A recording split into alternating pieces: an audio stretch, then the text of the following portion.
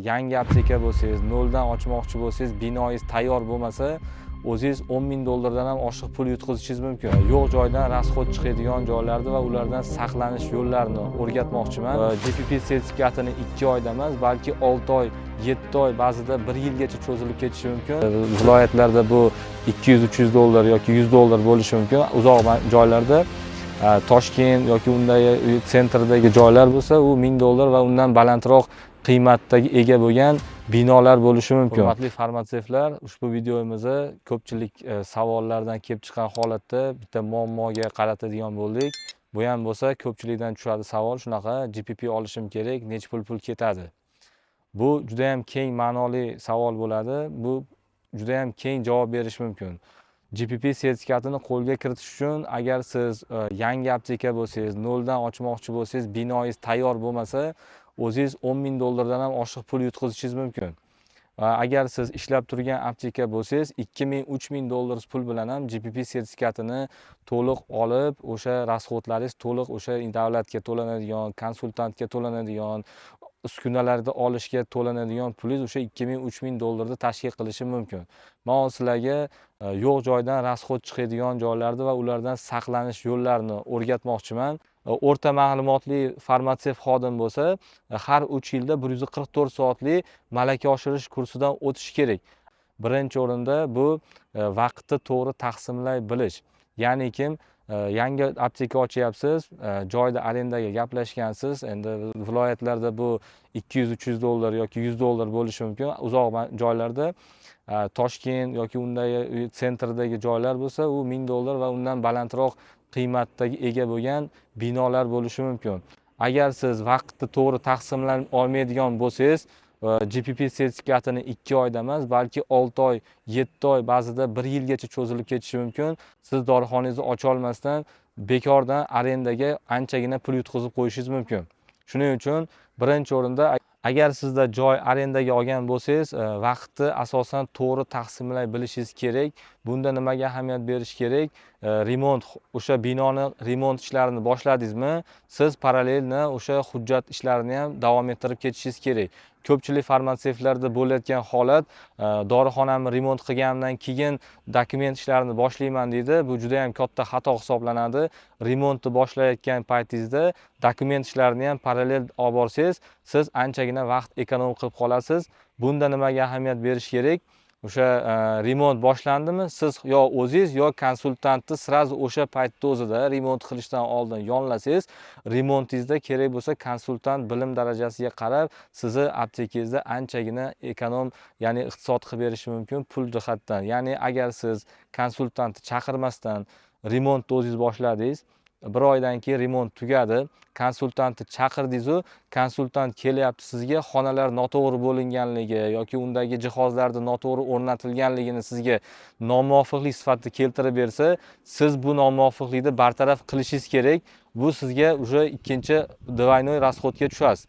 Ikkinchi tomonlama remont jarayonida konsultant yonlamadingiz yoki o'zingiz hujjatlarni ishlashni boshlamadingiz, davlat markaziga, GXP markaziga arizani yuborib qo'ymadingiz va remont tugagandan keyin arizani tashlasangiz, arizangiz ko'rib chiqilib, unga shartnoma berilib, shartnomani to'lovini amalga oshirib, sizga inspeksiya qo'yilib, inspektorlar kelib, uni natijasi chiqib, litsenziya olguningizgacha bo'lgan vaqt 2-3 oy mobaynida cho'zilib ketishi mumkin. Bu esa sizni cho'ntagingizga kattagina zarar yetkazib qo'yishi mumkin. Bundan tashqari ikkinchi holat, xodimlarni hujjatlar tizimida to'liq tekshirmaganligingiz, ya'ni yangi ochayotgan dorixonachilar yoki litsenziyasi tugayotgan dorixonachilarga taalluqli. Men oldingi videolarimda ham aytib o'tganman, dorixona mudiriga asosiy ahamiyatni qaratinglar. Dorixona mudiriga asosiy ahamiyat berishinglarni so'rardim. Nimaga desalaring, dorixona mudiri dorixona tashkilotidan boshqa tashkilotda ishlamasligi kerak. Ya'ni kimlardir mudirlari biror bir bolnitsada provizor yoki biror bir bolnitsada oddiy farmatsevt, qaysidir aptekada oddiy farmatsevt lavozimida parallelni ishlab keladi yoki kimlardir mudirlari, dorixona mudirlari boshqa bir dori kompaniyalarida yoki distribyutorlarda rasmiy ravishda ishlab keladi. Bu holat inspeksiya paytida aniqlashtiriladigan bo'lsa, sizni qayta inspeksiya qolishingizga yoki nima deydi, vaqti cho'zilishiga olib keladi. Vaqti cho'zilishi o'z-o'zidan sizga o'sha arendadagi bo'ladigan moddiy zararlarni olib kelishi mumkin. Undan tashqari dorixona xodimlariga beradigan kvalifikatsiya malaka oshirish sertifikatlarini yaxshilab tekshiringlar. Bu o'sha ishlab turgan dorixonalarga ham juda ham taalluqli. Ko'pchilik litsenziya olish davrida o'sha malaka oshirishi yetarli bo'lsa, 2-3 yildan keyin malaka oshirish davri o'tib ketib qolyapti. Ya'ni dorixona mudiri, oliy ma'lumotli farmatsevt har 5 yilda 144 soatlik uzluksiz malaka oshirish kursidan o'tish kerak. O'rta ma'lumotli farmatsevt xodim bo'lsa, har 3 yilda 144 soatlik malaka oshirish kursidan o'tish kerak. Agar shu kurslarni siz o'tmaganligini tekshirmasdan inspeksiya chaqirib yuborsangiz, может быть, bu GPP inspeksiyasi tekshirmasdan ular ham GPP ni chiqarib yuborsa, undan keyingi holat litsenziya bo'limi talablariga ko'ra shu kamchilik aniqlashtirsa, paka mudiringizni malakasidan oshirib, yana qayta inspeksiyaga, o'sha litsenziya bo'yicha inspeksiyaga chaqirgunicha kamida 2 oy vaqt yutqazasiz. Bu Toshkent shahar hisobida o'rtacha arenda misol $600, $700 deb oladigan bo'lsak, sizga $1,500 zarar olib kelishi mumkin. Bundan tashqari, hujjatlar tizimida juda ham ko'p kamchiliklar aniqlanyapti. Bu inspeksiya paytida aniqlashtiriladigan bo'lsa, tezda qilish mumkin bo'lgan hujjat bo'lsa, inspeksiya paytida bartaraf eta olasiz. Agar sizda inspeksiya paytida bartaraf etish imkoniyati mavjud bo'lsa, shu paytda bartaraf etib muammoni hal qilishingiz mumkin. Lekin shunday muammolar borki, dorixonada uchrayotgan, uni hal qilish uchun kamida 1 oy yoki uzog'i bilan 2 oy, ba'zida 3 oy vaqt talab etilyapti.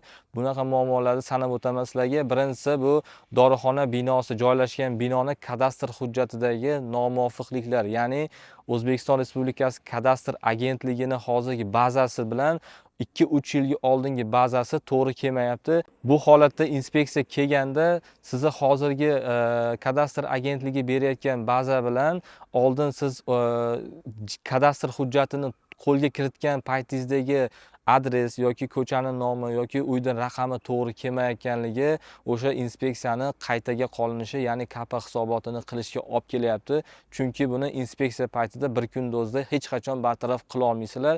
Buni bartaraf qilish uchun kamida 2 oy vaqtingiz ketadi. Hurmatli farmatsevtlar, gapimizni umumiy qilib aytadigan bo'lsak, dorixonaga GPP sertifikatini olish uchun ketadigan xarajat bu sizga bog'liq va sizni qilayotgan qadamingizga bog'liq. Agar siz u xarajatni qisqartirmoqchi bo'lsangiz, malakali xodimlarning yordamidan yoki o'zingizni bilimingizni oshirgan holatda, o'sha bilimni internetdan olib o'rgangan holatda ish tutganligingiz ma'qul. Birinchi o'rinda ketadigan rasxodlardan o'zingizni tiyishingiz mumkin. Qayerdan? Hujjatlarni chiroyli sortirovka qilib, to'g'ri tayyorlab bo'lganingizdan keyin inspeksiyaga topshiring. Ikkinchisi, xodimlarni hujjatlar tizimida, malaka oshirish tizimida kamchiliklar bo'lsa, parallelni qurilish bo'layotgan paytda bu ishni boshlashingizni so'rardim. Uchinchisi, o'sha men aytganimdek, ketayotgan rasxodlardan, misol uchun GPP standartida hech qachon biror narsani yangi bo'lsin degan joyi yo'q. Yangi olishingiz shart emas. Agar uskunalaringiz ish holatida, o'sha tizimda, o'sha holatda yoki dorini saqlashda sifatiga zarar yetkazmaydigan holatdagi uskunalar bo'lsa, bu uskunalardan foydalangan holatda GPP inspeksiyasidan o'tishingiz mumkin. Umumiy ma'lumotlarimiz shundan iborat edi. Agar savollaringiz bo'lsa, kommentariyda yoki Instagramdagi sahifamizga qoldirishinglar mumkin.